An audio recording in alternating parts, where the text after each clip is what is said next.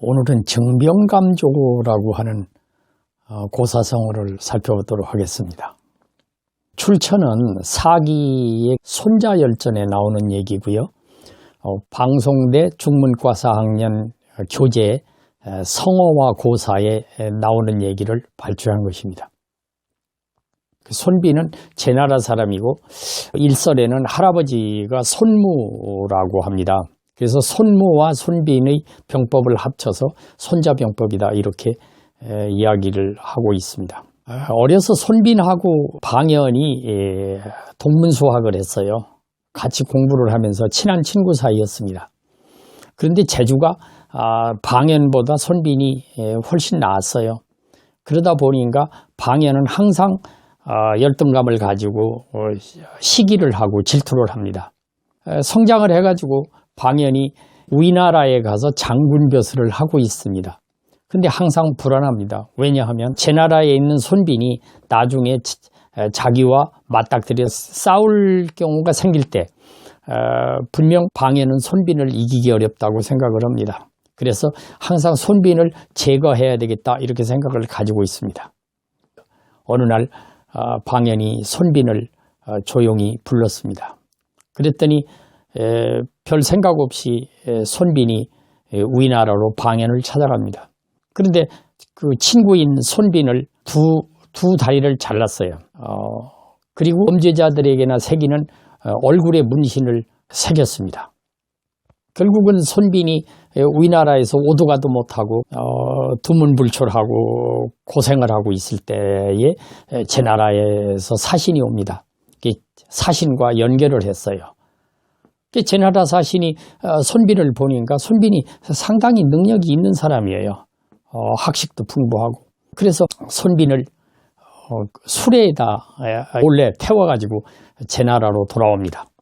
그때 제나라 당시의 그 실력자가 전기라는 사람인데 전기한테 손빈을 소개를 합니다. 전기가 만나보니까 두 다리가 없지만 사람이 아주 똑똑해요. 그래서 결국 빈객을 삼게 됩니다. 전기가 말을 가지고서 이 대신들하고 같이 말경주하는 거를 좋아합니다. 손빈이 같이 갔어요. 가서 보니까 방법이 생겨가지고 이길 수 있는 방법을 전기한테 이렇게 제안을 합니다.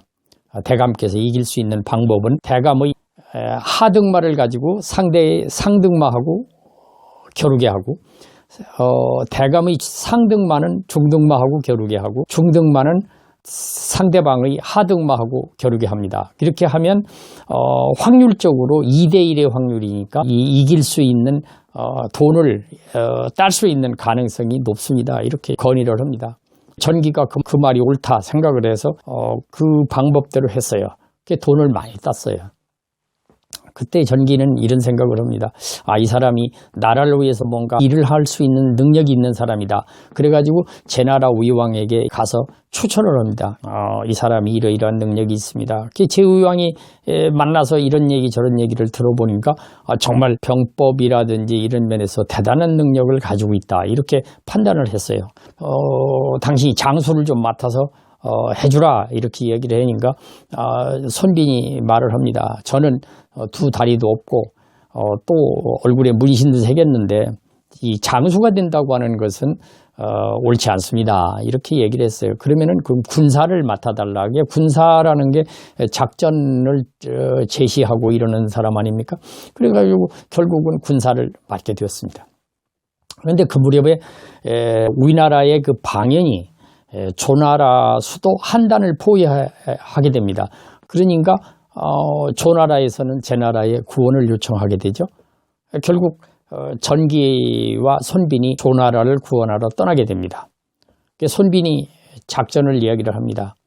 조나라를 가서 직접 구하는 것보다는 분명 방연의 군대는 정예병이 와 있을 것입니다. 정예병이 공격병으로 와 있을 것입니다. 그러다 보면 위나라 수도 대량에는 노약자만 남아있을 테니까 그쪽을 공격해야 됩니다. 그래서 결국은 위나라 수도 대량으로 쳐들어갑니다. 노약자만 있으니까 상당한 전과를 거기에서 올리고 그리고 돌아가는 길입니다. 이게 방연이 군대를 이끌고 돌아오면서 계릉이라는 데서 만났습니다. 거기에서 방연은 손빈의 제나라 군대에게 패하게 됩니다. 그로부터 13년 후에 이번에는 위나라와 조나라가 힘을 합해가지고 한나라를 공격을 합니다. 한나라가 급하게 되니까 제나라에 구원 요청을 합니다. 이때 전기하고 손빈이 또 참전을 하게 되는데 위나라 수도 대량으로 쳐들어갑니다. 그러니까 방연이 그 소식을 듣고서 돌아오게 되는데 제나라 군대는 이미 위나라 대량을 초토화시키고 그리고서 유유히 제나라로 돌아가고 있습니다. 방연이 화가 났어요. 그래가지고 군대를 이끌고 쫓아가는데 어느 날 보니까 3일 전에는 아궁이가 한 10만 개 되더니 그 다음 날에는 아궁이가 5만 개가 되고 그 다음 날에는 아궁이가 3만 개밖에 안 됩니다. 방연이 생각을 했어요. 이건 왜 그럴까? 분명 이 제나라 군대가 겁을 먹고 가다 결국은 군대들이 많이 흩어져서 도망을 갔을 것이다. 그래서 군대 수가 줄어든 것이다. 이렇게 판단을 해가지고 열심히 이제 쫓아갑니다. 그렇게 쫓아가다 보니까 보병을 끌고 가면 너무 시간이 걸리니까는 기병만 데리고 급하게 쫓아갑니다. 이게 손빈은 어떤 생각을 가지고 있느냐? 방연을 잡을 계획을 세우게 됩니다.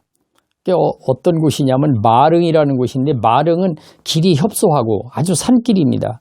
그러니까 양쪽에 산이 높고 이렇게 좁은 길을 통과해야 되는 이런 곳이거든요. 거기에다가 양쪽에 활 잘 쏘는 사람을 한 10,000명 정도를 양쪽에다 배치를 하고서 기다리게 됩니다.